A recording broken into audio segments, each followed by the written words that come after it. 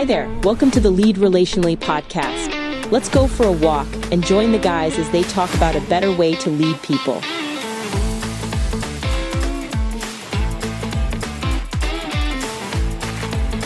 Hey Brad, how you doing? Doing great. Good to be back with you.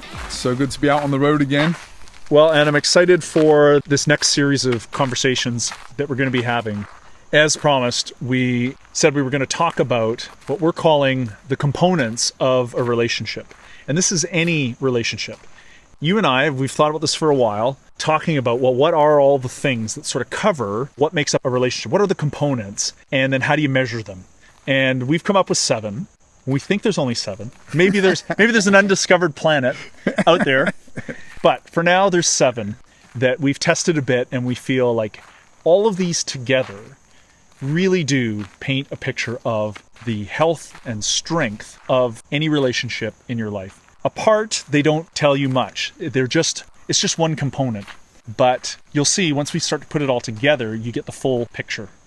And that's not to get judgy about how to judge a relationship, but sometimes we want to understand relationships, especially how to move them to more health or to a place where you can communicate better, or all the other different needs. Because in a team, we've got all these different relationships we're trying to manage. And it's like, what components do I need to change to bring a different outcome or a different perspective? And so this is meant to help give a framework that we can grow up, if you like, into, to be able to understand how to do that more effectively. Absolutely. So let's start with the first one. They don't go in any order. Maybe it'll be helpful because this one's maybe a little easier to define, but we're talking about context. So they all do start with C. Hopefully that'll help you remember them, although we forget them sometimes. True. I know it starts with C. Any relationship shares a context. So we can talk about a physical context, right? So the people that you work with, you share that context, even within work. So let's say you're in the same organization. That's one thing. But if you're on the same team in the organization, that's even more of a context within the larger context of an organization. There are layers to what context you share with a person in many different ways. And that's what we get to explore in this conversation. Because the hope is that then you can start exploring that in your mind about the different contexts you share with the different people you either work with or live with, whatever it may be. Because sometimes if the context changes, the relationship changes, and maybe it was a surprise because you didn't realize, oh, that was the thing that was more central to this relationship than I considered. Right. And it's an enlightening light bulb moment that can be helpful, but we just want you to have that earlier. Right. I think we've all had that happen when we realize the relationship's really changed. And then when we look at it, it's like, oh, right. When we worked together, we felt close, but then that person changed departments or changed cities. And now, because we don't share that context anymore, the relationship just went out the window. And if you were hoping that the friendship was more, maybe you're a little let down. But now you realize it was really context dependent. Mm-hmm. And if they ever get transferred back and you get put on the same team, or you get to do a project, or you meet at a conference or something, and you see that person again, now the context is back, and the relationship will kind of strike up again. And this shows up in the office, because sometimes when projects come up, you look at, well, who's going to be on the project? And that helps you choose whether you want to be on it or not, because you like working with those people, because when that context happens, it's fun or enjoyable, or that person brings great personality, and then it doesn't feel so much like work. It feels like you're just having a good time with people that you get on well with. And so we know that this shows up way more than maybe we like even to admit to ourselves. So you're saying you can also keep people away by not increasing the context. Yes, and some people have learned that. Well, but it's true. There's people that you'd be happy to have more of a context with. It's like, oh, not only do I work with that person, but hey, if we can carpool together, that could be really fun. So now you've created a context outside of just the office space where now you're driving in together and driving home together. And what are you talking about? You're talking about work, and you're talking about your life and job satisfaction, and you're talking about your kids. But also you're debriefing how you felt about this, or you're being far more vulnerable and open in a car, not facing each other, driving along, that you may never say in the office, or you may never admit to. But in this context, you will, and you'll go there. And so now the relationship has changed, because things that were off the menu are now on the menu. Right. And that is a relational depth that has now come just because of a context of a shared car ride. It seems like not a big deal, but it is. Mm-hmm. I was thinking the other day about how good of friends some of the other parents on my son's hockey team have become. And we weren't maybe expecting that, because we weren't really looking for, hey, let's add a bunch more people to our lives.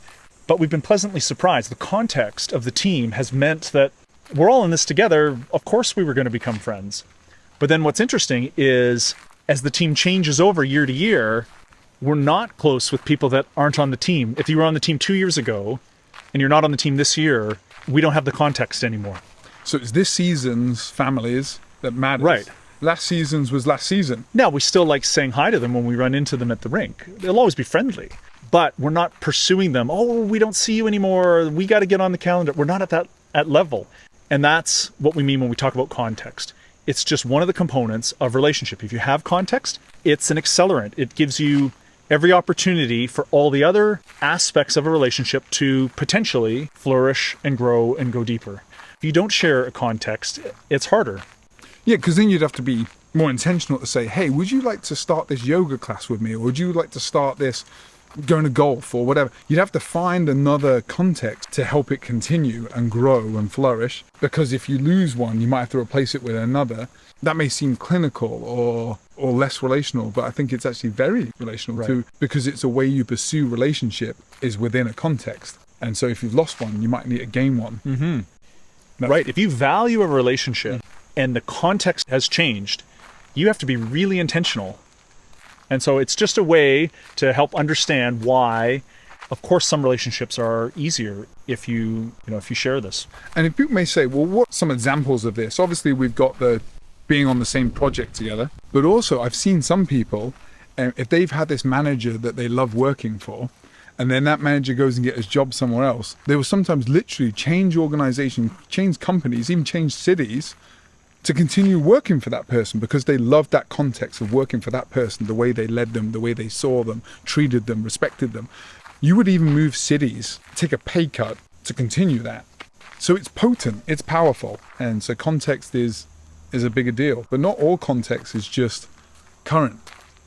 What about if you had an historic context with someone? Because that's what happened there. Oh, I did work for this person. Now I'm working with someone. I want to go back and work for them again because I enjoyed it so much. So the historical context is still valid, still means a lot. Yeah, and that was something that we didn't realize at first. And then we had to admit that when you've shared something with someone, it counts forever because you've shared it. And so if you've shared a historical context together and it went well, you've always got that.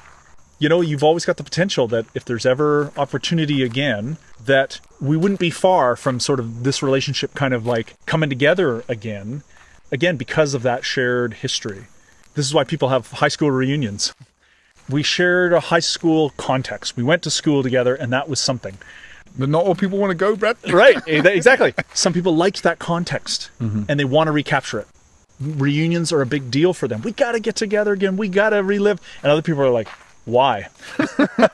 I hated it then. I didn't like that context. I was ready to leave that context behind. I'm not interested in revisiting it. Or, maybe you're somewhere in between where it's like, I don't mind going for an evening, seeing where everybody's at, saying hi, talking about the good old days, but I'm not looking to rekindle all this stuff. Like, it's one night every 10 years and I'm good. Yeah. But it's fun because, hey, high school was a thing and we shared it and you just laugh about your awkwardness and things like that. A relationship will always kind of bask in the glow, shall we say, of some of those historical contexts that you've shared. And not all of them have to be spoken, like veterans or what have you. They've been in the spaces or same battles or what have you. And they don't necessarily need to go over everything that they saw. It's just that they both know we were there. And so there's something about even bonding over something which may have been painful, but you both shared it, and that was very meaningful to them, that they were historically in a space where they both went through something. And I suppose the clearest picture I had of that was a couple of weeks ago when my wife, who has Crohn's disease, met another lady similar age who had Crohn's also. And so their bond was huge instantly. They had all this shared history of things that they'd been through, that they both understood about one another, and they didn't really have to go through it all or say it all to one another. They could just say little bits, and they're both like nod and go, yeah, that was me too, and or this happened. And so it was a massive accelerant bond in their relationship that probably moved their relationship forward months in minutes, which is just a wild thing that I watched happen live in front of me. So I think what you're capturing another kind of level of context, that it's not just historical, it's actually you're sharing a context in life.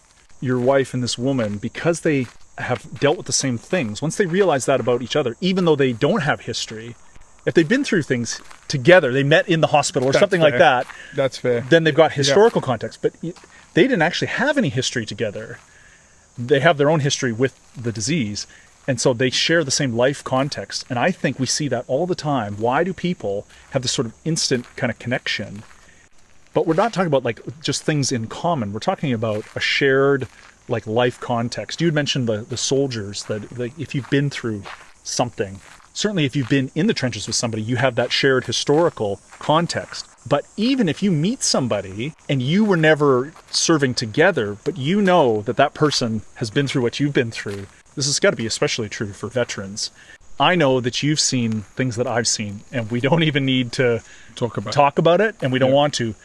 It's so nice to be understood, because I know we share this life context. People that are, people that have lost a child. Oh my gosh, yeah. Have an instant connection. If anybody's lost a child, they immediately, because they understand the pain. Yeah. And they don't even need to talk about it. They know these people have been through what I've been through. You share a life context, which is an instant accelerator. It doesn't even matter really what else you have in common when you share a context like that. Yeah, because it's very deep. It goes past some of the other ones. The age and stage thing, I think, is obvious, because one is more of a common denominator. Oh, we're similar age and stage of life together. That's going to bond us. We are sharing this context. What we're talking about here is bonding over a pain point, whether it be a veteran or loss of a child or an illness like my wife. That's a whole nother level. Like watching, my wife Abby connect with this lady. It was like they were old friends in hours, just because they could connect so much and understand each other on such a deep level. Mm-hmm. So as we're coming to the home stretch on this, what is the most useful parts of this conversation as we're reflecting on our context with the people in our team or in our lives? This is not necessarily just an assessment tool, but it's a way of understanding how relationships can be moved positively or negatively. Because we could say, and if some of the examples we've given, two vets, if they bonded over their pain, but then used alcohol as the means to move forward, that would actually lead this relationship down a negative path. If they used their shared historical context and what have you, and their pain point to move them forward towards healthy living, being great husbands and good fathers to their kids, and that's the thing that they were talking about, that's what they drove towards, it could be so healthy. These things in and of themselves aren't particularly good or bad. It's where we go with them or where we lead from them that is really key. Right. We're just measuring the component of a relationship, because people do come together over pain. That's a good thing. Human beings learning to care for one another where they feel pain. That's part of the human journey, is like, let's walk alongside each other, and that's vulnerability. And that's about like, we need to find other people on this planet that we can say, hey, can I share my pain with you? But it can also, like you say, it can also be unhealthy very quickly. So yes, we need to come together, and we will always connect over similar pain and struggles. And that relationship, that could be helpful, and then it could turn and become toxic.